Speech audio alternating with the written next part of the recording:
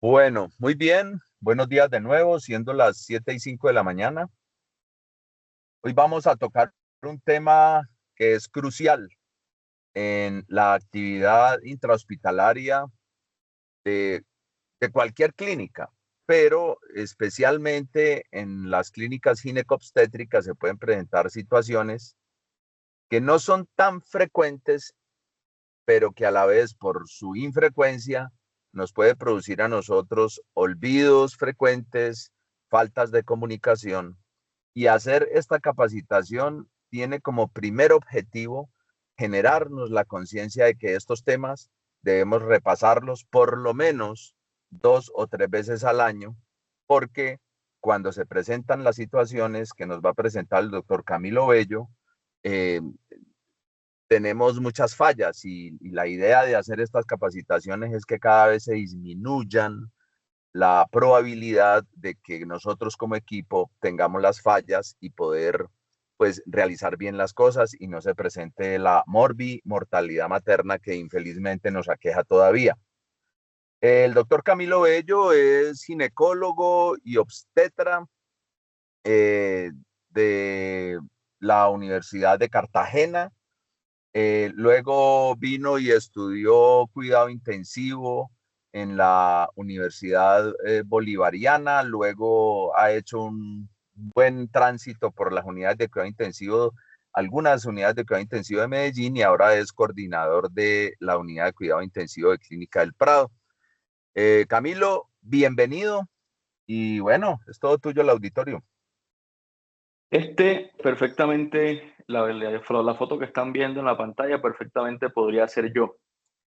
¿En qué momento podría ser yo? En una clase de anatomía, en una clase de histología, que esa para mí era como el más poderoso somnífero que pueda haber. Pero también podrían ser todos ustedes, porque esta hora es una hora muy difícil para estar reuniéndonos para un evento académico. Sobre todo cuando miran el título de la presentación, entonces se preguntan otra vez este tipo de hablar de hemorragia. ¿Cuántas veces Camilo había hablado de hemorragia? ¿Hasta cuándo nos vamos a tener que aguantar a este tipo hablando de lo mismo? Pero lo realmente importante es entender que vale la pena que estemos aquí reunidos. Aunque yo sé que otros tienen muchas otras preferencias, pues yo sé que hay muchas personas de las presentes que les interesa más el mundo de la laparoscopia. Dentro de esos muchos residentes en la actualidad que todos quieren ser laparoscopistas. Hay temas más interesantes como el piso pélvico y hay temas muy taquilleros y que resultan mucho mejor económicamente como la cirugía estética vaginal, pero pues ese no es mi área de experticia, entonces pues yo no me voy a dedicar a hablar de eso el día de hoy. El título de la presentación también lo cambié. El título de la presentación me decían que era manejo transfusional, hemorragia masiva, protocolo de transfusión masiva, pero yo decidí hablar de manejo transfusional de la hemorragia. Me comprometo con ustedes a que la presentación voy a hacer todo lo posible para que no queden como el tipo de la primera diapositiva, para que tengan el menor sueño posible, sea lo más dinámico y nos llevemos 3 mensajes importantes. Es lo único que me interesa, que tengamos 3 mensajes muy claros después de este tiempo que vamos a estar hablando aquí durante esta horita de la mañana de hoy. Entonces, esta diapositiva la han visto siempre porque siempre la pongo en todas mis presentaciones de hemorragia. Y es que cuando uno habla de hemorragia postparto, uno tiene que volver como al colegio y a recordar el ABCDE. A, B, C, D, E. Pero en esta presentación no vamos a hablar de ninguna de las intervenciones de las que se habla siempre en las charlas de hemorragia postparto. Aquí nadie va a hablar de tranexámico, nadie va a hablar de oxitocina, esos son temas que ya están demasiado repetidos. Aquí nos vamos a enfocar principalmente en la C del ABCD y en la C nos vamos a referir específicamente al uso de hemoderivados. Eso es de lo único que vamos a hablar, así que si usted vino buscando evidencia acerca del ácido tranexámico o el complejo protrombínico, esta no es su presentación. Entonces, cuando uno habla de manejo de hemoderivados, uno tiene que pensar cuál es el objetivo. Y el objetivo que yo tengo con una paciente que está sangrando es evitar que haga cualquiera de estas 4 cosas. Eso es lo que yo debo hacer. Y no solamente en hemorragia, sino en cualquier paciente crítico. Yo tengo que evitar que el paciente haga acidosis, tengo que evitar que el paciente haga coagulopatía, que haga hipotermia y que haga hipocalcemia.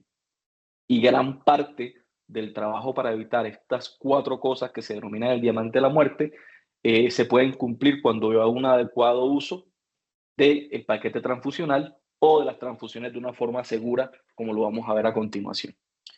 Eso no es carreta, no es que a nosotros se nos ocurrió que el diamante de la muerte se veía muy bonito porque era como una piedra preciosa, sino que hay publicaciones que así lo demuestran. Demuestran que cuando ocurre cualquiera de estas 4 condiciones en un paciente crítico, ese paciente se muere más. Entonces, por obvias razones, yo tengo que evitar que ocurran y eso es lo que voy a intentar hacer con la terapia transfusional. Entonces, primer mensaje, ¿cuál es el objetivo cuando tengo un paciente sangrando? Pues evitar que entre en el diamante de la muerte. Ese es mi principal objetivo. Si yo tengo eso en la cabeza, muy probablemente mis acciones van a estar mucho mejor enfocadas, evitando que haya acidosis, evitando que haya hipocalcemia, coagulopatía o hipotermia. Hay muchas guías que uno puede revisar cuando habla de este tema, cuando intenta hablar de hemorragia postparto y de manejo transfusional, y van desde guías internacionales hasta guías nacionales y guías mundiales, como la Organización Mundial de la Salud. Pero digamos que siempre la más taquillera es la de la FIGO. La última versión es la de 2022 y en esta se da una serie de parámetros, una serie de patrones que nosotros deberíamos cumplir si queremos hacer un adecuado manejo transfusional en nuestros pacientes con hemorragia postparto. La guía de la FIGO, esta que les mostré aquí en esta diapositiva anterior, nos habla de unas metas de transfusión y unos paquetes transfusionales, pero digamos que la tendencia actual es utilizar algo que se llama el PBM, Patient Blood Management. ¿A qué nos estamos refiriendo con esto? ¿Cómo se define el Patient Blood Management? Se define como un enfoque en el cual usted intenta mejorar los desenlaces de sus pacientes, preservando la propia sangre del mismo y promoviendo la seguridad. O sea, no se trata de que usted evite ponerle sangre al paciente, que digamos que es la gran piedra en el zapato que tiene el PBM. Y es que cuando uno le dice, utilice PBM en su institución, todo el mundo piensa que es que no hay que transfundir a nadie. Eso es un error, porque resulta que el PBM, basándonos en esta definición que les estoy mostrando acá, tiene mucha evidencia. Y de hecho, desde el año más o menos 2000, se ha aumentado de forma exponencial el número de publicaciones que hablan de su uso en comparación con cualquier otra intervención para el control de sangrado de una paciente que presenta una hemorragia aguda. Entonces, es lo que más ha ganado evidencia dentro de los últimos años y si me apuran dentro de los últimos 10. Entonces, si algo con tanta evidencia es a lo que definitivamente debemos apuntarle. Va en aumento. ¿Y de qué hablamos con el PBM? Estamos hablando de 3 pilares o de 3 estrategias fundamentales. La primera es detectar cuando una paciente tenga anemia antes de llevarla a ese evento en el cual pueda sangrar para corregir esa anemia antes de llegar ahí. Y eso todos lo sabemos desde que estamos prácticamente en el colegio, y es que una paciente anémica tiene un mucho mayor riesgo de hacer una hemorragia postparto. Por ende, esa identificación temprana y corrección es lo que más nos va a permitir evitar que aparezca en ese momento en el que la paciente nos va al parto o nos va a la cesárea. Ese es el primer pilar. Antes. Un pilar durante, y es minimizar al máximo las pérdidas sanguíneas durante el evento. Entonces tengo que estar pendiente de que la paciente tenga la dosis correcta de oxitocina, tengo que estar pendiente de que en lo posible no haya mucha lesión de los tejidos, no haya desgarros, no haya lesiones vasculares, en fin, tomar todas las precauciones posibles para limitar las pérdidas sanguíneas de la paciente. Si a pesar de que yo cumplí el primer pilar y yo detecté la anemia y la traté antes de que llegara al parto, si a pesar de que yo cumplí el segundo pilar y evité y fui lo más cuidadoso posible durante esa intervención, la paciente sangró, entonces es cuando entra el tercer pilar del PBM. Y en ese pilar de lo que nos están hablando es de un uso racional de los hemoderivados. Fíjense que no están diciendo por ninguna parte evite poner hemoderivados, están diciendo sea racional. Y eso es en lo que nos vamos a enfocar básicamente en esta presentación, en el tercer pilar del PBM. Para eso existe una guía que es la guía de la NATA. La NATA es la red para el avance del PBM, la hemostasia y la trombosis a nivel mundial. Y fíjense que esta guía, que fue publicada ya hace más de 5 años, va en junto con consenso con la FIGO y con el labor europea del Colegio de Obstetricia de los colegios de obstetricia y ginecología y la Sociedad Europea de Anestesia. O sea, estamos recogiendo en una sola guía recomendaciones que incluyen hematólogos, que incluyen ginecólogos y que incluyen anestesiólogos. Por tanto, esta es la guía más importante que existe a nivel mundial para, o con la mejor evidencia posible, para guiar el manejo de la PBM en cualquier paciente con hemorragia postparto. En esta guía, digamos que a manera resumida, en esta gráfica nos muestran cuáles son las intervenciones que usted debería hacer en estas pacientes. Y fíjense que esas intervenciones las van estableciendo basándose en hallazgos clínicos que vemos en la parte superior de la gráfica y en pérdidas estimadas de volumen. Todos sabemos que las pérdidas estimadas de volumen son una herramienta que todavía tiene muchos peros porque hablamos de mucha subestimación de estas pérdidas. Entonces, lo valioso es que si usted decide utilizar las pérdidas estimadas, tiene una forma de hacerlo. Y si usted quiere utilizar la alteración del estado de conciencia o cualquier otro signo clínico, también podría utilizar esta guía.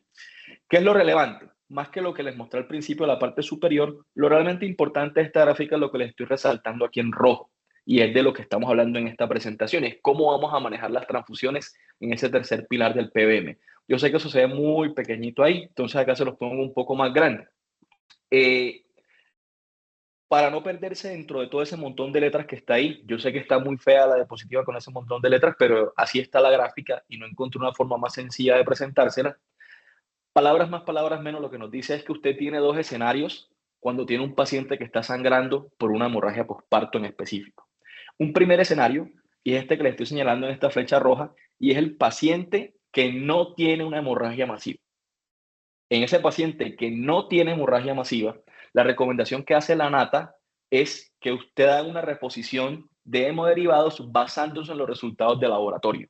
Luego, entonces, en este punto, si mi paciente no está inestable hemodinámicamente o no tiene una pérdida sanguínea masiva, pues yo le tomo los laboratorios y cuando me lleguen esos resultados, pues yo empiezo a tomar decisiones desde el punto de vista transfusional. Nótese que antes de esta flechita está aquí grande ácido tranexámico.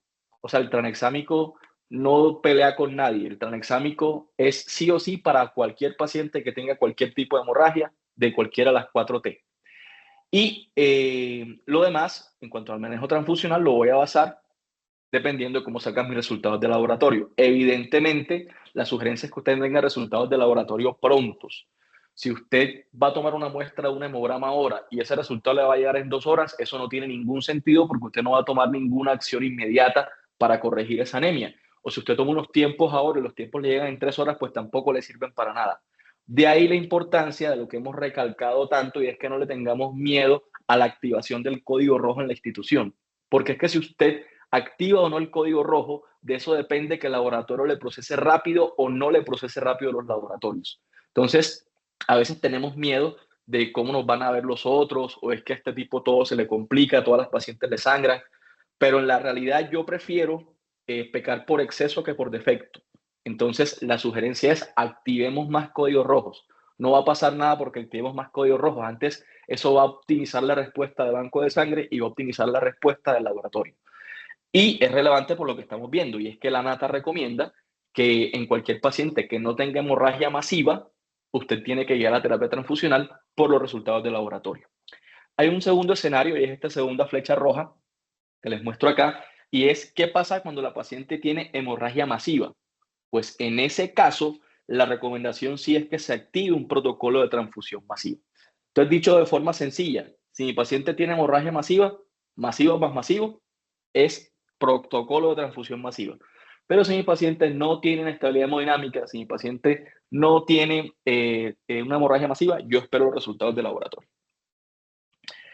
Entonces, tendría yo, según eso, 3 opciones. La primera, esperar los laboratorios. La segunda, guiarme por lo que dice el manual y ponerle protocolo de transfusión masiva cuando la paciente sangró demasiado.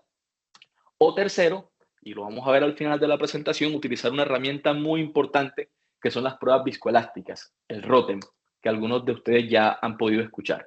Entonces vamos a empezar hablando de los resultados de laboratorio. Hay mucha evidencia a nivel mundial que ha intentado establecer cuál es el mejor punto de corte para usted empezar terapia transfusional en un paciente que está sangrando.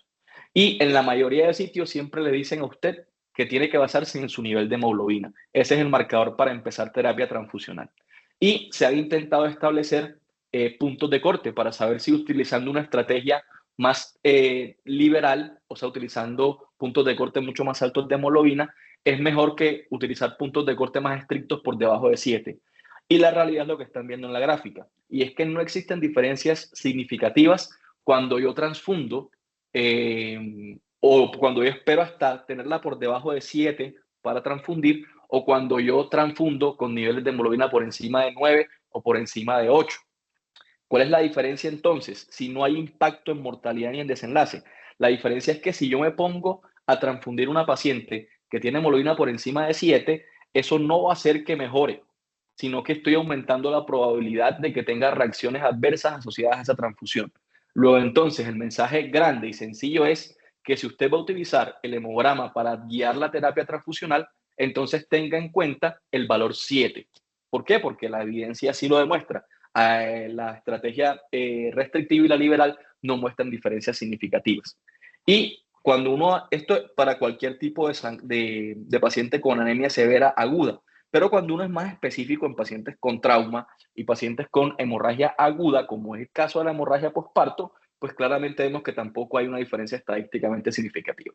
Esto nos lleva a un mensaje importante, y es que el número mágico sigue siendo 7 cuando yo quiero transfundir a un paciente o cuando yo quiero poner glóbulos rojos a un paciente. Entonces, estos son los exámenes que hay que pedirle a una paciente que tiene hemorragia postparto. Muchas veces he mostrado esta diapositiva también en otras capacitaciones de la de aquí de la clínica. Y por fuera de eso, como siempre le digo a los residentes, cualquier cosa que usted quiera pedir es creatividad suya. Pero lo que usted necesita para tomar decisiones en una hemorragia postparto es esto. Y es lo que yo necesito que tengamos en cuenta, sobre todo estos tres. Como les había dicho entonces, el nivel de hemoglobina por debajo de 7 es la indicación para transfundir, y debo tener en cuenta que yo debo tener mi objetivo de que el paciente tenga hemoglobina por encima de 7 y saber que cada unidad que yo le ponga me va a aumentar la hemoglobina 1 gramo. Luego, entonces, si yo tengo un paciente que tiene una hemoglobina de Camilo, 5, señor, hola Camilo, aquí quiero ponerle un poquito de realidad a este escenario que estás colocando ¿sí? y es lo siguiente. O sea que esa situación que ocurre a veces en los quirófanos, en la que de pronto llega cualquier obstetra de cualquier institución donde haya una hemorragia posparto, le dicen, hay una hemorragia posparto, hay un código rojo, va el ginecólogo, empieza a hacer el masaje uterino, para el sangrado, o sea, el sangrado logra detenerse o está muy leve. La paciente inicialmente la encontraron, por ejemplo, con un índice de choque de 1, le empezaron a colocar líquidos, la oxitocina mejora el sangrado, y entonces yo digo, no, hay que transfundirla ya. Y de pronto el anestesiólogo me dice, no, espérate un momentico que llegue el laboratorio, porque la paciente ya no está sangrando. O sea que ahí me parece un buen punto para hacer énfasis que realmente esa conducta tenemos que manejarla en equipo, en el sentido de que si la paciente ya está hemodinámicamente estable, ya se le quitó el índice de choque de 1 y está ahora a los 15 o 10 minutos con un índice de choque de 0.7 y no está sangrando activamente, si puedo esperar el laboratorio. ¿Estamos de acuerdo? Sí, recuerda que en algún punto habíamos dicho que toda paciente a la que se le activara código rojo había que ponerle 2 unidades de rojos. Eso lo habíamos dicho en algún punto hace unos años cuando hacíamos las primeras capacitaciones de código rojo. Pero lo que les estoy Exacto. mostrando es como la Allá es donde evidencia más quería llegar. reciente. Exacto. Entonces a lo que quiero llegar es a esto. Y es que la evidencia más reciente me dice que yo tengo que hacer PBM. O sea, yo tengo que optimizar la cantidad de sangre que le pongo a un paciente porque la sangre que uno lo pone no es inocua. Entonces yo tengo que ser lo más cuidadoso posible cuando decido ponerle sangre. No irnos ahora al extremo de no transfundir a nadie. Por eso les decía también que PBM no significa que no voy a transfundir. PBM significa que yo tengo que elegir el paciente correcto para transfundir. Entonces el mensaje es que si el paciente no tiene una hemorragia masiva, yo debo guiarme por los resultados de laboratorio, como le estoy comentando. Perfecto, hermano, gracias. Listo. Entonces, para hemoglobina eso, para plaquetas el mismo valor que habíamos dicho antes también.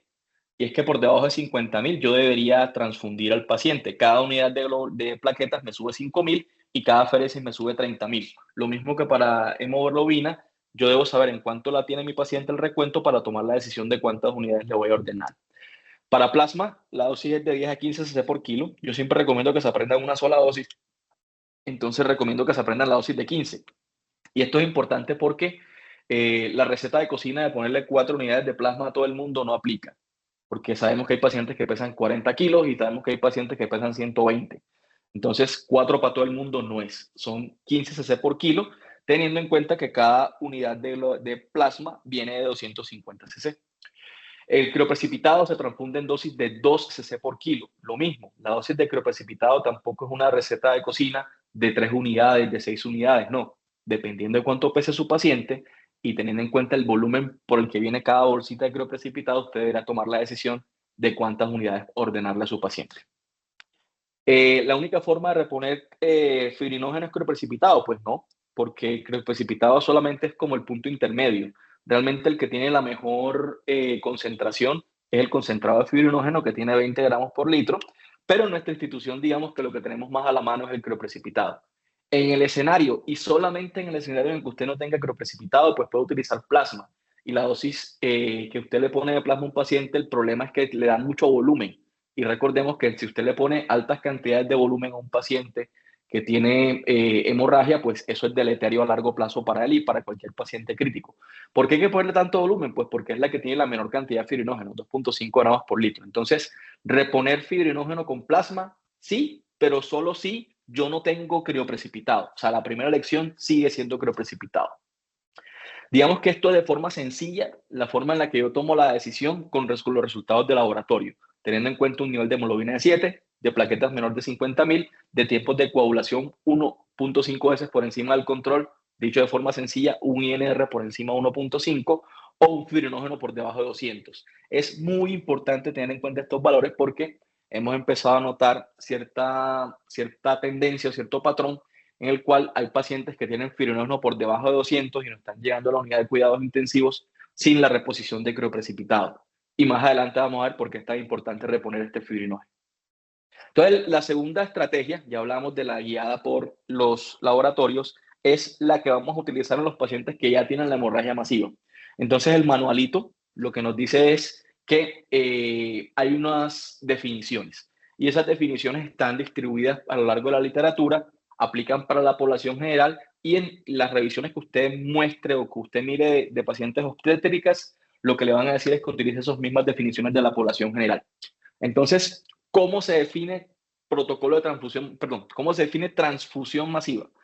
Usted dice que su paciente recibió transfusión masiva cuando presenta cualquiera de esas 3 condiciones que le estoy mostrando ahí. Primero, que haya recibido más de 4 elementos formes dentro de 1 hora. Y estoy hablando de 4 elementos formes. No estoy hablando de 4 unidades de glóbulos rojos. Entonces, si su paciente recibió 2 de rojos y por alguna extraña razón recibió 2 de plasma, pues ya tiene 4. Entonces son 4 elementos formes en 1 hora. Segunda definición de transfusión masiva. Su paciente recibió transfusión masiva si se le reemplazó más del 50% de la volemia en las primeras 3 horas. O también tiene transfusión masiva si recibió más de 10 elementos formes en las primeras 24 horas. Claramente, para el escenario de hemorragia posparto, no nos sirve la definición de las 3 horas ni de las 24 horas porque nos vamos muy lejos.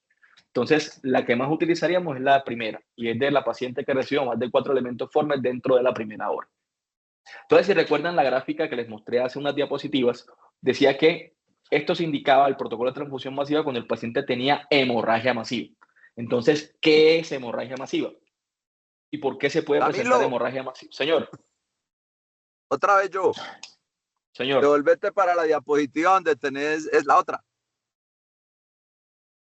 A ver, un momentico, pero es que aquí, salgámonos de Clínica del Prado un momentico, y si me llega una paciente a urgencias, está la doctora Sandra Grasa ahí de turno, y resulta que le llegó una señora a un traslado primario de La Pintada, y resulta que a la señora ya le pusieron como 6.000 de líquidos entre La Pintada y la Clínica del Prado, ya ahí ya recibió más del 50% de la volemia. No, pero estamos hablando de reposición de volemia con hemoderivados. no con cristaloides. Ah, bueno, perfecto. Buena aclaración. Muchas gracias, Estamos en mijo. reposición de volemia con hemoderivados. Todo esto que estamos hablando aquí es hemoderivados. Ah, bueno, perfecto. Listo. Listo. Entonces, transfusión masiva, ¿qué es esto? Pero para yo entender por qué a un paciente hay que ponerle transfusión masiva, me tengo que ir a estas diapositivas que a nadie le gustan, y es fisiopatología. Resulta que cuando usted empieza a sangrar, lo primero que hace su cuerpo es intentar corregir ese sangrado coagulando.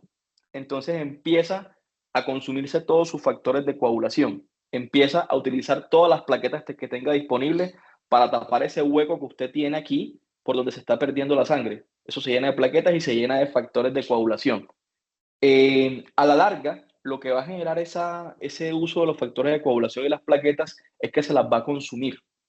Hay un consumo muy rápido y además su cuerpo de forma contrarreguladora va a generar o va a iniciar la hiperfibrinolisis.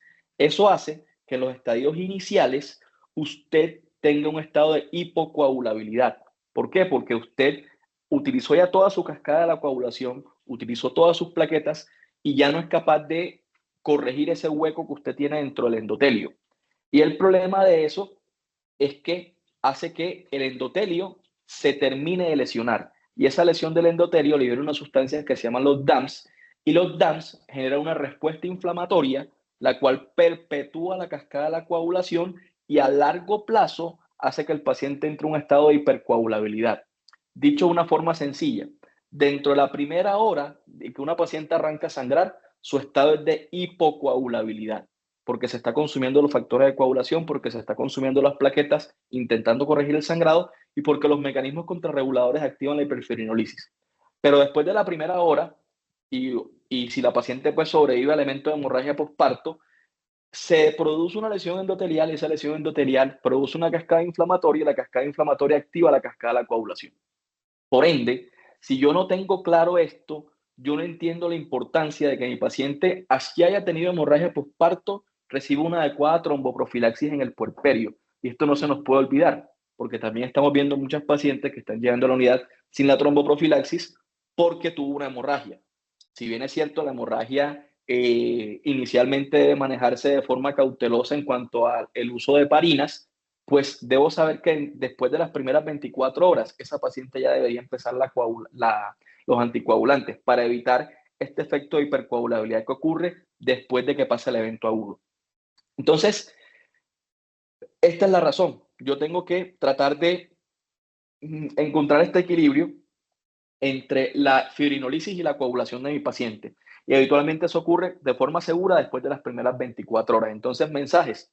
De forma temprana, yo tengo que corregir la coagulopatía de consumo y es de lo que nos importa en esta presentación. Si yo no le repongo a mi paciente lo que está perdiendo de factores de coagulación, la paciente se va a poner mucho peor. Entonces, esa idea de que si mi paciente está hipotenso por una hemorragia postparto, yo lo voy a corregir a punta de cristaloides, no es tan cierta. ¿Por qué? Porque es que mi paciente no está perdiendo agua, mi paciente está perdiendo sangre y dentro de esa sangre está perdiendo glóbulos rojos y está perdiendo factores de coagulación. Si yo no repongo esos factores de coagulación de forma temprana, el paciente entra en coagulopatía de consumo.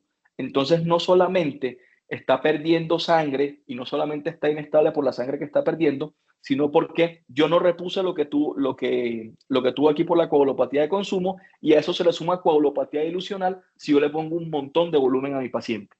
Entonces, la recomendación, ¿cuál es? Si tengo un sangrado masivo, yo debo corregir la coagulopatía. Debo poner plasma de forma temprana para reponer estos factores de coagulación. Y la pregunta entonces es, ¿cuándo digo yo que un paciente tiene hemorragia masiva?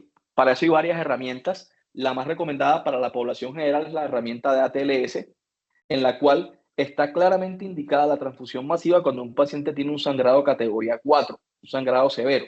Y esto se dice que tiene sangrado severo cuando tiene una pérdida sanguínea aproximada del 40% de la volemia o cuando tiene alteraciones como las que estamos viendo en los signos vitales. Fíjense la importancia del déficit de base, que muchas veces olvidamos la medición de gases arteriales en la paciente con hemorragia postparto.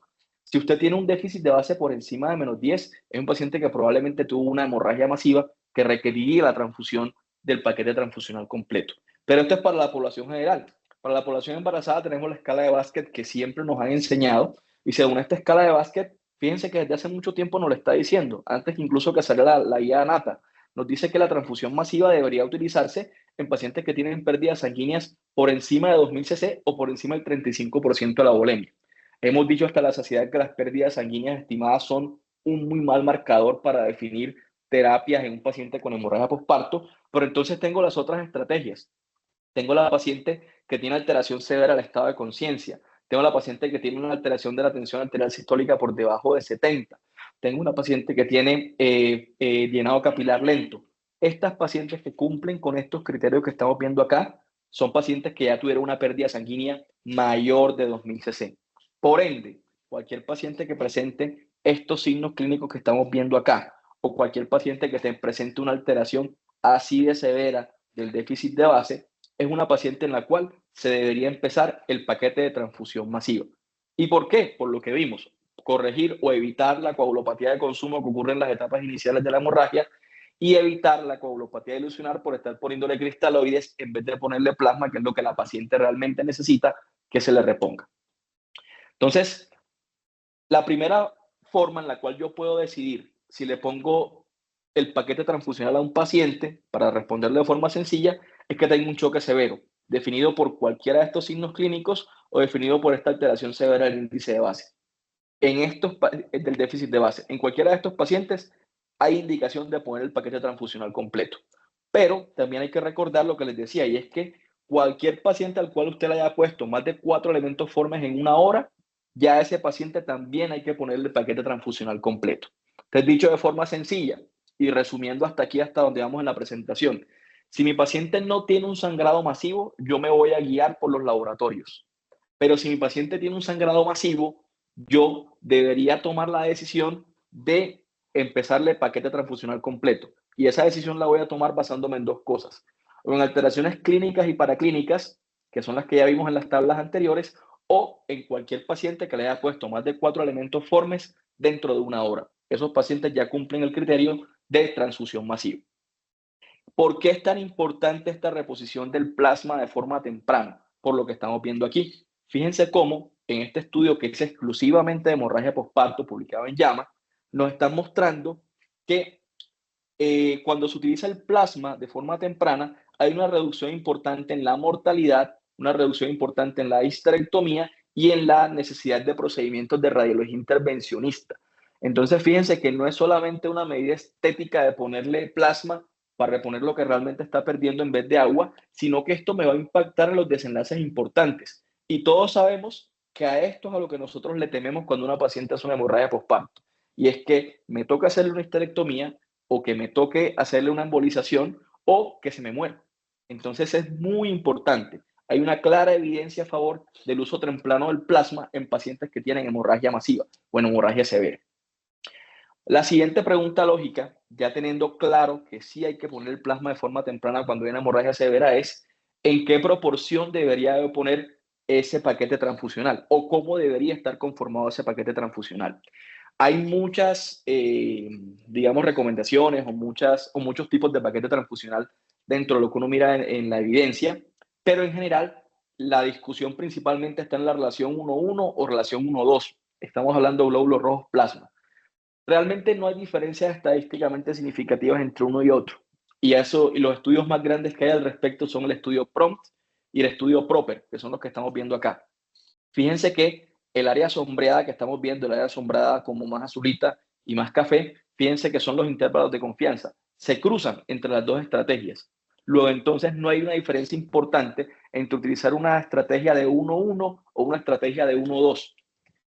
Y realmente no hay un consenso, no hay una sociedad científica a nivel internacional, no hay ninguna guía que haya dicho, hombre, los paquetes transfusionales tienen que ser de esta forma y no se pueden hacer de ninguna otra. No, realmente en la mayoría de las guías lo que dicen es que usted en su institución establezca cuál es el paquete transfusional que va a utilizar, pero que lo utilice. Lo más importante es que lo utilice, el que usted quiera. Si usted quiere coger un paquete transfusional de 4 de rojos, 4 de plasma y 4 de plaquetas, utilice ese. Si quiere utilizar el de 666, utilice ese. Pero lo importante es que tenga un paquete transfusional y que sepa cuándo utilizarlo. Eso es lo más importante. Por eso hacía tanto énfasis en que aprendiéramos a usarlo. Y aprender a usarlo es pacientes con hemorragia masiva o pacientes que tengan más de 4 elementos formes transfundidos dentro de una hora. Ejemplos, como les decía, de paquetes transfusionales. Todos incluyen plaquetas, plasma y glóbulos rojos en unas proporciones diferentes. Me puse a mirar qué dice nuestra guía de práctica clínica de la institución y lo único que dice de paquete transfusional nuestra guía son estos 2 renglones que están viendo acá abajo. Y nos dice que el paquete transfusional incluye 4 unidades de glóbulos rojos, 6 unidades de crioprecipitado, 6 unidades de plaquetas o una aféresis de plaquetas. Esto que estamos viendo acá claramente requiere una corrección y por eso lo traigo a colación y por eso lo muestro así dentro de la diapositiva. Yo hice parte del grupo que hizo esta documentación, que hizo la redacción de esta guía, y veo que hay un error importante, y es que dentro de lo que estamos poniendo acá, no estamos hablando nada de plasma. Fíjense que estamos poniendo glóbulos rojos, estamos poniendo crioprecipitado, estamos poniendo plaquetas. Eso es un error, porque los paquetes transfusionales realmente deberían tener, en la mayoría de sitios, glóbulos rojos, plasma y plaquetas. Eso es lo que deberían tener. Entonces estamos obviando el plasma, por lo menos dentro de nuestra guía. Entonces hago un mea culpa porque yo hice parte, como les decía, de la redacción de este documento y estamos en mora de hacer esa corrección. Y además ampliar un poquito más la definición hacia cuáles son los pacientes que van a recibir esta terapia con el protocolo de transfusión masiva. Entonces, Arturo, estamos en mora de hacer la redacción nuevamente de esta parte de nuestro protocolo. Ahora, total. Y te cuento que en este momento ya estamos 3 personas, 2 residentes y este Pechito. Estamos haciendo ya una gran revisión de todo el protocolo y claro que vamos a incluir tu observación y me ha faltado. Muchas gracias. Listo. Ahora, ¿cuál es el problema en que yo le pongo un montón de hemoderivados a un paciente? Varios. El primero es el que estamos viendo acá. Esto que están viendo es una unidad de glóbulos rojos. Todos las hemos visto, pero muy pocos nos hemos detenido a ver la letra pequeña, como en los contratos. Muy probablemente cuando ustedes entraron a trabajar aquí en Clínica del Prado, nadie miró la letra pequeña. Yo no vi la letra pequeña. Uno simplemente firmó el contrato y ya.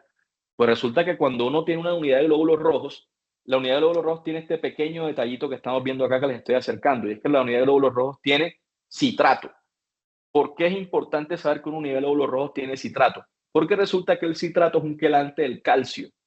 Luego, entonces, si yo le pongo muchos hemoderivados a un paciente, lo que estoy aumentando es la probabilidad de que tenga hipocalcemia. Y el calcio es un ion fundamental para la cascada de la coagulación. Luego, entonces, hay que tener mucho ojo y que no se nos olvide, siempre que tenga un paciente con hemorragia posparto al que yo le haya hecho transfusión, debo tener en mi cabeza el calcio. No se me puede olvidar el calcio porque todas estas unidades vienen con citrato y ese es un quelante del calcio. Ahora, ¿hasta qué punto debería yo, o cuál sería el número mágico para decir yo que tengo que hacer reposición de calcio? Pues si uno es estricto y uno va a la literatura, uno se da cuenta que el calcio tiene como un punto de corte, digamos, con una mejor área bajo la curva, cuando el punto de corte es de 1.16. Un área bajo la curva, ¿bueno para qué? Pues para predecir la severidad de la hemorragia posparto. Todos sabemos que el fibrinogen es un predictor de hemorragia posparto severa y desenlaces adversos en hemorragia. Pues el calcio también. Si usted tiene su paciente con hipocalcemia, ojo, es un paciente que se puede morir más y que se puede complicar más. Y el número mágico es 1.16. Entonces, cuando usted mide gases arteriales, afortunadamente nuestra máquina de gases arteriales de la institución mide calcio. Entonces, pégale una miradita al calcio. Y si está por debajo de este 1.16, por favor, hágale reposición. Eso es una intervención muy pequeñita, pero que tiene un gran impacto en el desenlace de su paciente. Y esta es la segunda razón por la cual hay que ser respetuoso con la cantidad de hemoderivados que se le pone a un paciente. Y es que hay 2 reacciones transfusionales que son como primas o hermanas o compadres, no sé, que son el TACO y el TRALI. Son muy parecidas porque cuando uno mira una radiografía así, de una paciente que acabó de transfundir, difícilmente podrá usted decir si tiene un TRALI o si tiene un TACO. Tendría que tener mucha experticia para hacer unas mediciones que hay que hacer en la radiografía, pero en general lo que usted piensa cuando un paciente lo transfundió y le ve la placa así blanca es, me pasé de piña. Le puse demasiado hemoderivado y ese paciente me hizo un edema de pulmón. Lo realmente importante no es solamente ver que hizo un edema de pulmón, sino por qué hizo el edema de pulmón. Entonces el paciente lo puede hacer por dos razones. La primera es con lo que llaman el taco. En el taco lo que ocurre es que su cuerpo, el cuerpo del paciente, no resiste la sobrecarga de volumen que se le puso. Y esa sobrecarga de volumen que se le puso al paciente aumenta la presión hidrostática dentro de los capilares del pulmón y hace que haya fuga capilar. Entonces, es un problema puramente de presiones. El paciente no aumentó la presión, no toleró esa presión hidrostática del volumen que usted le puso y tiene extravasación de líquidos. Entonces, es un problema de cantidad de volumen. Mientras que en el trali, el problema es que esa transfusión que usted le puso generó una respuesta inflamatoria exagerada dentro de ese pulmón del paciente. Y esa reacción inflamatoria exagerada produce disfunción endotelial y fuga capilar. Entonces, el resultado es el mismo. Ambos pacientes van a tener edema de pulmón. El problema es identificar si ese edema de pulmón por la transfusión se debe a aumento de la presión hidrostática o aumento de la fuga capilar por la lesión endotelial. Entonces, hay definiciones ya a nivel mundial. La última definición de Trali es de 2005, que es la que estamos viendo acá, y la última definición de TACO es de 2016, que es la que estamos viendo a mano derecha. Fíjense que comparten una cosa muy importante y es que es un evento nuevo. O sea, es un paciente que tiene una lesión pulmonar aguda que no tenía antes de la transfusión y eso es fundamental para empezar a estudiarlo. Si tengo un paciente en la unidad de cuidados intensivos que ha estado ventilado durante mucho tiempo, pues difícilmente esta será la explicación para la placa blanca. Pero si una paciente que viene a la casa hizo una hemorragia posparto y tiene la placa blanca, pues hay que empezar a pensar en que puede ser un TRAL. Y que esto tenga una relación temporal con la administración del hemoderivado que presentó. Eso es lo que usted necesita para decir que un paciente tiene trali. Pero para decir que tiene taco, a eso hay que sumarle una serie de cositas que estamos viendo acá que me hablen de disfunción del ventrículo derecho o que me hablen de inestabilidad hemodinámica o sobrecarga de volumen. Dentro de eso estamos viendo la falla cardíaca, el aumento de la presión venosa central, la elevación del BNP, por ejemplo. Entonces, como les digo, son primos, pero hay que aprender a diferenciarlos. Ahora, esto aquí parece muy filosófico. Yo sé que les estoy hablando y ustedes me van a decir, pues yo, ¿para qué me sirve saber eso si el paciente se lo van a llevar para la UCI? Pues sí sirve porque es que usted tiene que empezar a tomar decisiones desde que tiene a su paciente en el quirófano. Les he dicho muchas veces que la UCI no es un lugar, sino una actitud frente al paciente. Entonces, yo debo saber diferenciar el traco y el tal. Y dentro de esta revisión, que ya es también viejita, de más de 5 años, se las muestro porque es una tabla bien interesante donde nos muestran cuáles son las cosas que comparten y cuáles son las cosas en las que se diferencia un TRAL y un taco. Y hay muchas cosas aquí que tienen en común, muchas cosas en las que se diferencian, pero esto que tengo resaltado acá es lo que más me parece valioso para el escenario clínico. Estamos viendo entonces esta diferencia importante acá, la hipertensión. Cuando usted tiene un paciente con taco, el paciente con taco va a estar hipertenso por la sobrecarga de volumen que tiene. Mientras que si su paciente tiene un trali, el paciente con trali va a estar hipotenso. Y ese es un marcador muy poderoso para usted definir qué es lo que tiene que hacer con su paciente. ¿Por qué? Porque si usted sospecha que tiene un taco, usted desde que tiene el paciente en recuperación, en cirugía, usted puede empezar una estrategia para que el paciente empiece a eliminar líquido. Usted le puede empezar diurético de forma temprana, sin necesidad de que llegue el paciente a la unidad de cuidados intensivos. Y una forma sencillita de hacer esa diferenciación es esta. El taco nunca va a estar hipotenso, mientras que el trali siempre va a estar hipotenso. Con esa herramienta tan sencillita, yo puedo tomar una decisión. Más adelante, cuando esté en la unidad de cuidados intensivos, pues yo le voy a tomar el BNP. Cuando esté en la unidad de cuidados intensivos, yo le voy a hacer un ecocardio y voy a ver cómo está la fracción de eyección, que va a estar comprometida en el taco, pero va a estar normal en el trali. Le voy a hacer una presión de la arteria pulmonar y va a estar aumentada en el taco y va a estar normal en el trali. En fin, son mediciones que son para después, cuando yo lo vaya a ver. Pero fíjense que ambas van a estar desaturadas, ambas van a tener compromiso de la PAFI, ambas van a tener infiltrados en la placa de tórax, pero lo realmente importante es esto. Lo realmente importante es que usted identifique que su paciente tiene una diferencia de presiones. Si el paciente está hipotenso, es trali. Si está normotenso o hipertenso, es un taco.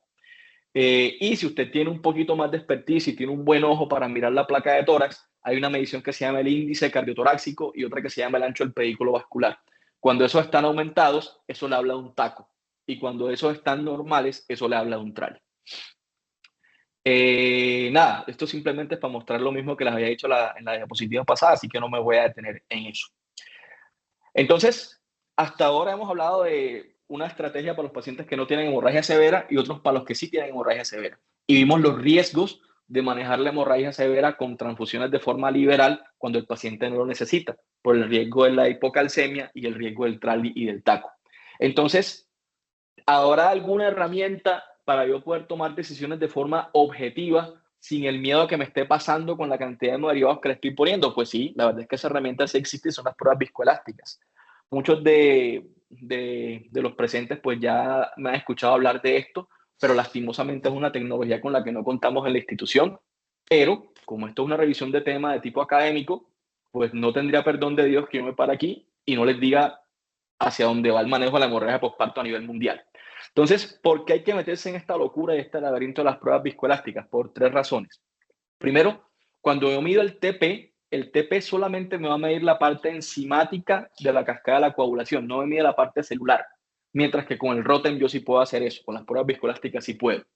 Cuando yo hago una medición del recuento de plaquetas, esta me mide el número de las plaquetas, pero no me mide cómo están funcionando las plaquetas. Con el Rotem yo sí puedo mirar cómo están funcionando las plaquetas, así el número esté normal.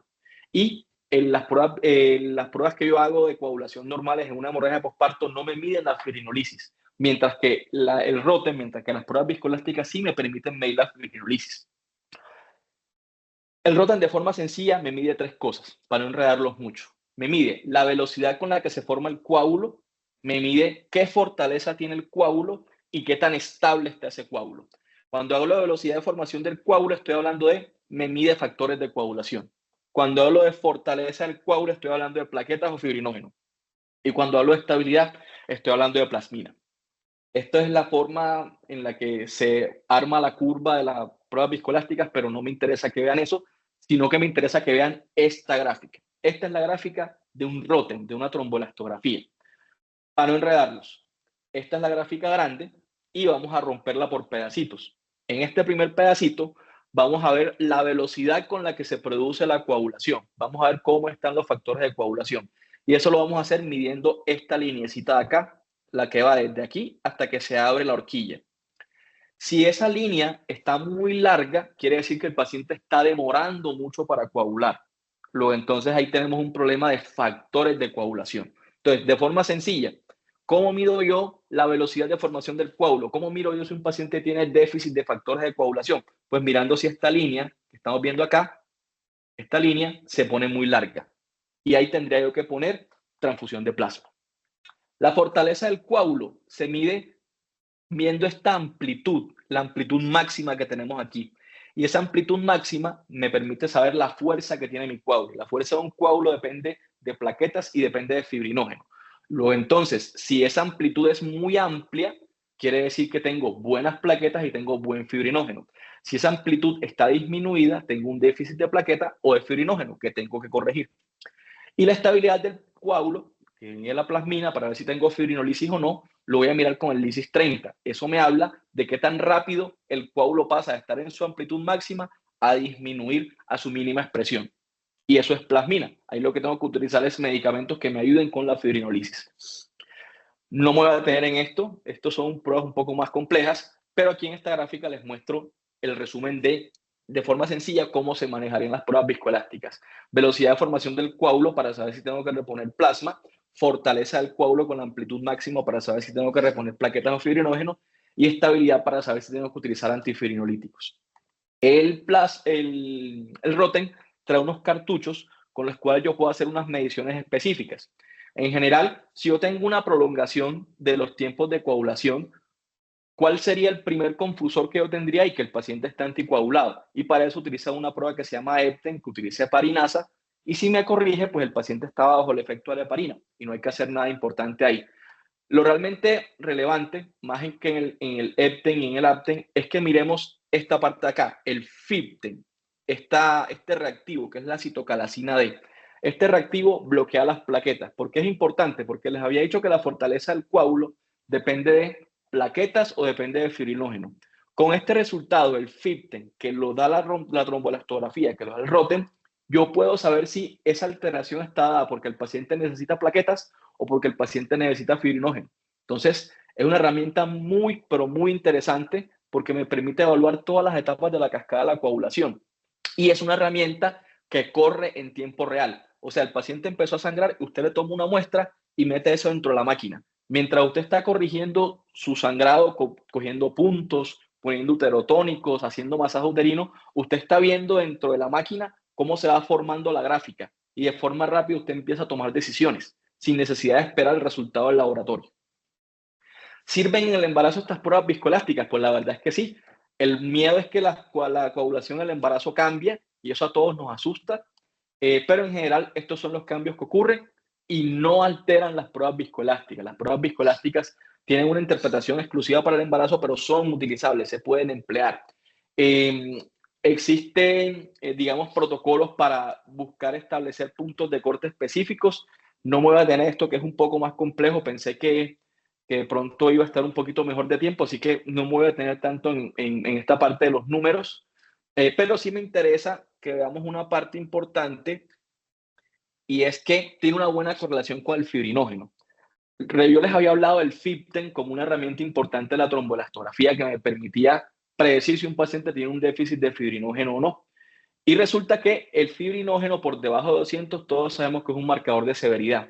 Cuando se han hecho comparaciones, hablando de FibTen, se ha encontrado que hay un número mágico que se correlaciona con un fibrinógeno por debajo de 200 y es un FibTen de 12. Siempre se correlaciona con un fibrinógeno por debajo de 200 y hay que tenerlo en cuenta en caso de que podamos tener en algún momento esta tecnología dentro de la institución. Y es la correlación que estamos viendo de la que les estoy hablando, y es qué tanto se parecen las pruebas viscoelásticas al fibrinógeno en la vida real. Y es eso, el punto de corte de 12, del que les estoy hablando, del FibTen. Con una muy buena sensibilidad y una muy buena especificidad, con una muy buena área bajo la curva. Entonces, digamos que el número 2 es como realmente importante cuando uno habla de tromboelastografía y de FibTen. Ahora, si yo enfrento pruebas viscoelásticas versus ponerle paquete transfusional a los pacientes, pues ¿a cuál le irá mejor? Pues resulta que le va mejor a las pruebas viscoelásticas. ¿Por qué? Principalmente porque estoy reduciendo la cantidad de hemoderivados que le estoy poniendo a mi paciente y por ende estoy disminuyendo el riesgo de las reacciones transfusionales que esto puede traer a corto y a largo plazo. Sobre todo, hay una disminución en el TACO, que sabemos que es por sobrecarga de volumen, o sea, cantidad o unidad de hemoderivados que le estoy poniendo a mi paciente. Y es en general de lo que habla la literatura a nivel mundial. ¿Existen experiencias con uso de tromboelastografía en hemorragia postparto? Pues sí, realmente hay experiencias exitosas en ese sentido. Y desde 2017 existen, por ejemplo, en el Reino Unido, estas guías en las cuales ya se utiliza el Rotem como un estándar de atención de la hemorragia postparto. Y lo más llamativo es que ellos han encontrado que existe una disminución importante en la cantidad de hemoderivados que le ponen a sus pacientes. De nuevo, este es el principal impacto. Ambos me permiten identificar alteraciones en la coagulación, tanto los exámenes normales como la tromboelastografía, pero esto me permite disminuir la cantidad de hemoderivados que yo pongo. Y eso es fundamental en un paciente. Ya lo hemos dicho hace un momento aquí en la presentación. Y no solamente me logra disminuir la cantidad de hemoderivados, sino que también ha disminuido el ingreso a unidad de cuidados intensivos y el tiempo de estancia en unidad de cuidados intensivos de las pacientes con hemorragia postparto. Entonces, es una herramienta fundamental y es para donde va el manejo de la hemorragia postparto. Y es hacia donde deberíamos apuntarle como Clínica del Prado. Yo entiendo que estamos en un momento difícil del sistema de salud, pero la evidencia toda está a favor del uso de la tromboelastografía y hacia donde debemos apuntarle próximamente. Metaanálisis que hablan de todos los beneficios que tiene en cuanto a reducción de desenlaces adversos, siempre a favor de la tromboelastografía. Y esta es la pregunta. Entonces, esa es una herramienta muy cara. ¿Qué tanto me sirve a mí? Nosotros somos un país pobre, nosotros somos un país del tercer mundo. ¿Cómo vamos a podernos a comprar una máquina de Rotem? Pues resulta que ya hay estudios de costo-efectividad que están a favor del uso del Rotem. Y en estos estudios se muestra claramente que hay una disminución del dinero que se está aportando para el manejo de cada hemorragia postparto. ¿Y por qué se da esta reducción en los costos? Pues sencillamente porque está disminuyendo la plata que usted se está gastando en transfundir unidades de glóbulos rojos, plasma o plaquetas de forma innecesaria. A todos nos parece que esto es muy barato, pero realmente una unidad de glóbulos rojos es muy cara. de plaquetas lo mismo, de plasma igual. Entonces, el ahorro va ahí. El ahorro va en que yo no voy a transfundir tanto a los pacientes. Entonces, esta máquina, por decirlo de alguna forma, se paga sola porque yo estoy pagando un poquito más por obtener la tecnología, pero a mediano y a largo plazo voy a disminuir la cantidad de derivados que pongo en mi institución. Eso es plata, pero además estoy mejorando la seguridad de mis pacientes porque estoy disminuyendo la probabilidad de tener reacciones adversas de tipo transfusional. Y este es el algoritmo exitoso que les comentaba hace un momento, con el cual ellos guían su terapia transfusional y el manejo de la hemorragia postparto en el embarazo basándose en la tecnología ROTEM. Entonces, yo no diría que el futuro, sino el presente de la hemorragia postparto a nivel mundial, y deberíamos empezar a enfocarnos en eso. Entonces, mensajes para llevar a la casa. El primero es que el que nada sabe, nada teme. Eso lo decía un gran amigo que tengo y eso es realidad. Si usted no sabe los riesgos que tiene la transfusión, usted los pone de forma indiscriminada. Y si usted no sabe los riesgos de no poner sangre, usted deja de transfundir a los pacientes y deja de activar los códigos rojos. Entonces, lo importante es encontrar el equilibrio. Hay que ser muy equilibrado. Y los 3 mensajes que les había pedido, que les había dicho al principio es, primero, si la hemorragia no es masiva, utilice los laboratorios para tomar su decisión transfusional. Si la hemorragia sí es masiva, utilice definitivamente el paquete transfusional de la Clínica del Prado. Tercer mensaje, no se olvide del calcio. En todo paciente que usted transfunda, miren la tirita de gases arteriales si el calcio está por debajo de 1.16 y corríjalo. Y por último, lo pongo en rojo ahí, definitivamente necesitamos el ROTEM. Yo sé que eso no va a ocurrir hoy, yo sé que eso no va a ocurrir mañana, pero necesitamos el ROTEM porque de esa forma nosotros podemos evitar el taco, como el taco de espaguetis que tiene esta niñita dentro de la diapositiva. Muchas gracias, eso es lo que tenía para mostrarles. No sé qué preguntas tengan, estoy dispuesto a lo que... Hola Camilo, buenos días. Una pregunta. Buenos días. Mira, la otra vez que trajeron el ROTEM, que lo usamos un tiempo, ¿qué pasó con, se hizo algún estudio? Porque sé que se lo llevaron. No tengo información al respecto. De pronto Catalina o Arturo saben de cómo lo fue esa vez. No tengo información ahí. Yo tengo. No, a ver, el ROTEM lo tuvimos, eso fue hace como unos 7 años. Sí, eso fue en el 2018. Ajá, sí. Hicimos una prueba piloto con el ROTEM, pero realmente la prueba piloto no resultó bien porque el costo que representó para la clínica en su momento fue superior a lo que está demostrado en los estudios clínicos hasta ese momento.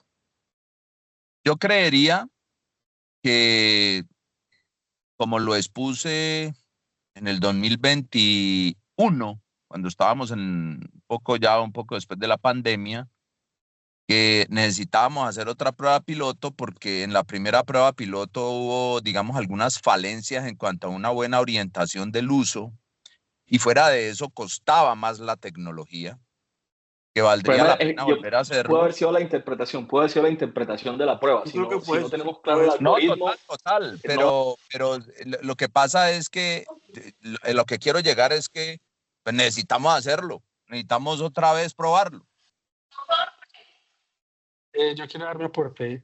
Yo participé en la prueba piloto y realmente más que un tema de interpretación como tal de la prueba, fue un tema realmente de costos. Cuando evaluaban el número de códigos rojos que a la fecha, 2018, teníamos, no nos daba para librar los costos que al momento tenía el equipo, y en ese momento la industria pedía que compráramos completamente el equipo y no daban como la opción de tener un comodato, comprar el insumo y tener el dispositivo. Entonces, por esa razón, la clínica decidió no invertir en el insumo. Digamos que más de interpretación de las curvas o del estudio fue que cuando evaluaron el número de códigos rojos que tuvimos durante los meses que tuvimos disponibilidad del equipo, encontraron que el número de transfusiones que hacíamos, el número de situaciones que tuvimos presentadas a pesar del volumen de pacientes que manejamos, no justificaba la compra del equipo, y calcular el valor de la compra versus como en cuánto tiempo se libraba era extremadamente alto. Digamos que una Total, ventaja eso fue lo que actual ocurrió. es que ahora los equipos los dan como datos, que eso, digamos, alivia un poco esa carga económica.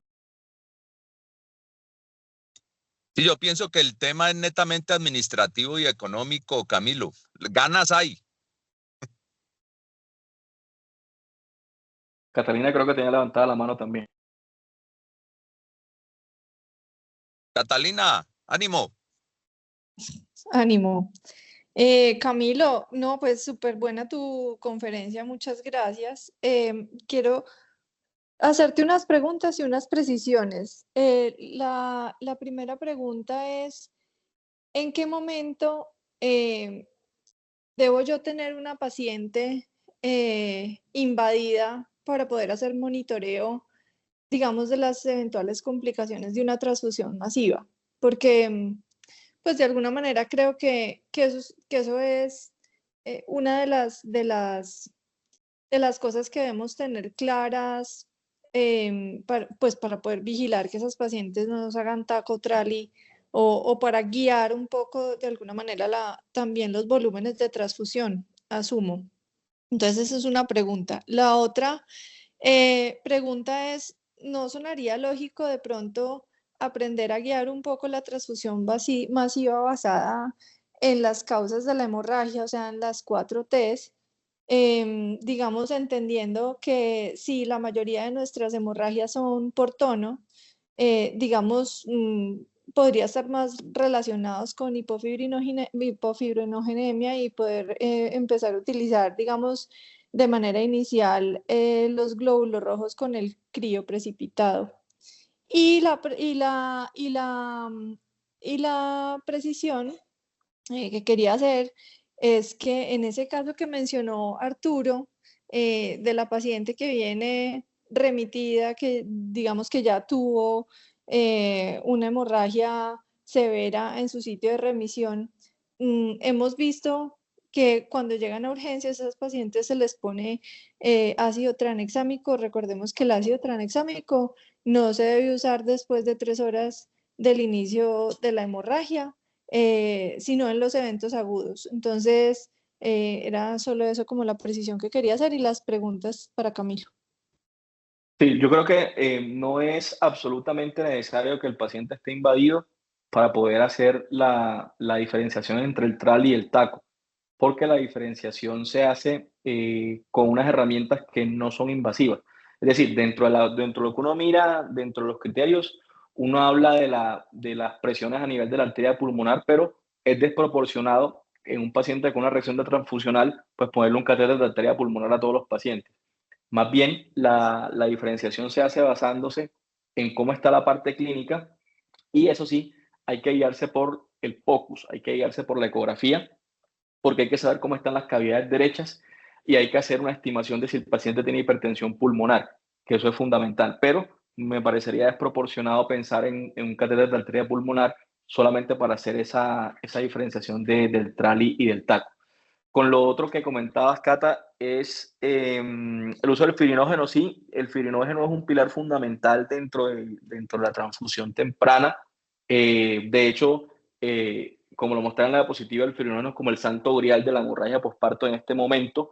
Y sí valdría la pena ponerlo dentro del paquete transfusional. Definitivamente sería una parte muy importante, pero lo que de pronto no sería digamos, correcto, o por lo menos no lo vería yo como correcto, es poner firinógeno a cualquier paciente cada hemorragia posparto. No, más bien basarnos en los resultados del laboratorio, como dijimos, y si ponemos el paquete transfusional, pues definitivamente yo creo que valdría la pena poner el crío. Definitivamente creo que sí vale la pena, porque la mayoría de paquetes transfusionales que se promueven a nivel mundial solo incluyen plaquetas, plasma y firinógeno y plaquetas plasma y glóbulos rojos, pero estoy de acuerdo, yo creo que valdría la pena incluir también el crío, porque el firinógeno es fundamental para evitar esa parte inicial de la hiperfirinolisis que ocurre en el escenario inicial de la hemorragia posparto.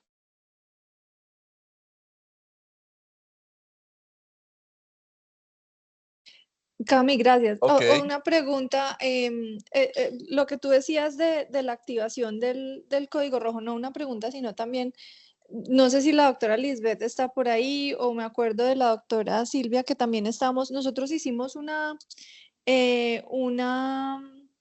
una consulta al banco de sangre, porque es que muchos han manifestado que, digamos, les da algo de angustia al activar el código rojo, y manejarlo de manera adecuada y que se detenga, digamos, en un corto periodo de tiempo, digamos, desperdiciar los hemoderivados que llegan con la activación del código rojo obstétrico. Confírmame, Silvia, si estás por ahí, o Lisbeth, o cualquiera de los que estuvo en el comité primario, nos dan un tiempo de 30 minutos o una hora, ¿me recuerdan cuál de los dos para que quede claro el concepto, para eventualmente devolver los hemoderivados al banco de sangre si no los hemos utilizado? Pues para que ese no sea el temor para las activaciones del código rojo obstétrico, porque pues como dice Camilo, no es solamente el hemoderivado, sino la rapidez con la que se van a procesar todos esos laboratorios que necesitamos para toma de decisiones en el caso en el que la hemorragia no se pueda controlar. No sé si alguno de los que estaban en ese comité me puede confirmar cuánto fue que nos dijeron de Era media hora. media hora. Hora nos dijo usted ese día. Eso, entonces 30 minutos, pues para que lo tengamos en cuenta. Si se activa el código rojo obstétrico y se detiene la hemorragia y se controla, pues y no han pasado 30 minutos, se devuelven los hemoderivados al banco de sangre sin problema.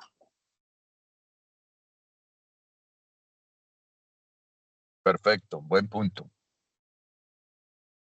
Bueno, ¿alguien tiene alguna otra anotación? Doctor, sí, No yo veo tengo otra anotación. levantadas. Aló. Ánimo. Doctor, vea, yo estuve en un código rojo el domingo que fue, la verdad, pues además de catastrófico, la verdad creo que hubo algunos errores en el manejo.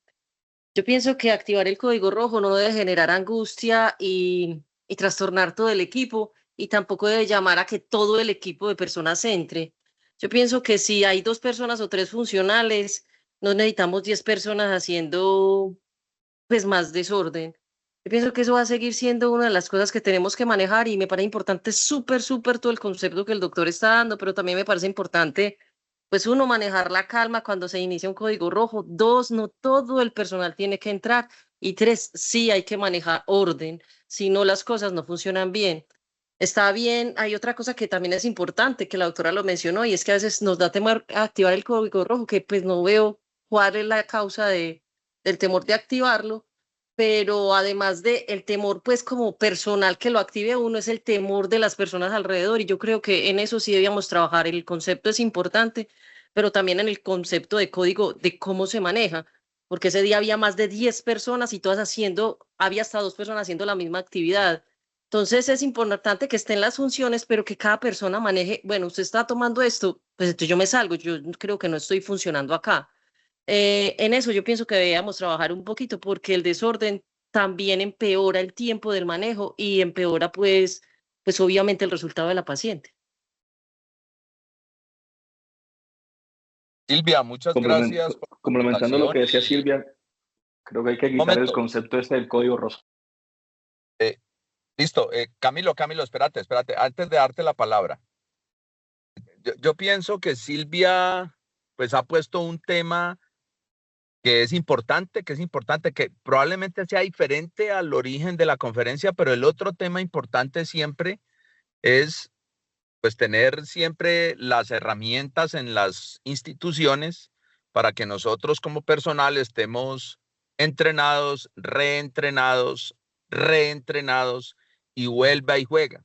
Entonces, pues todos sabemos la importancia de hacer las retroalimentaciones, las capacitaciones, por lo menos 2 veces por año, de todo este tipo de situaciones, pero también sabemos que hay algunas situaciones del orden administrativo, organizacional, que a veces pues no permiten hacer esos talleres por lo menos 2 veces por año. Lo hemos discutido por tiempo y me parece una buena anotación, y pienso que nunca sobra retomar el tema que está diciendo Silvia, y es que la organización del manejo del código rojo pues es un tema de reaprendizaje y de reaprendizaje. Ahora sí, Camilo. No, nada, yo lo que decía es que tenemos que quitarnos la cabeza el concepto de decir que tiene un código rosado. Pues los pacientes no tienen el código rosado. Si usted piensa que tiene un código rosado, trátelo como un código rojo y activa el código rojo. Creo que es mejor Perfecto. equivocarse en favor del paciente. Muy bien. ¿Quién desea dar otra apreciación? Bueno, recuerden por favor firmar la asistencia, incluso personal de fuera de la clínica, se los agradecemos también. Ahí está en el chat. Camilo, muchas gracias. Fabulosa tu conferencia. Y bueno, esperemos que todos los deseos que tenemos alrededor del manejo de hemorragia posparto se nos den. No, y que Catalina, empecemos muchas gracias. a ponerlo en práctica. Es que a veces uno ve que como que uno hace las presentaciones y como que eso queda ahí como en el aire. Hay que empezar como a poner en práctica lo que uno muestra, ¿no? Que es como lo ideal. Perfecto, sí, esa es la idea. Bueno, no, Catalina, gracias. Silvia, gracias. A los Juan Camilo, muchas gracias por habernos recordado lo que nos pasó en el 2018. Y bueno, un abrazo para todos. Recuerden firmar la asistencia y nos seguiremos viendo por este canal.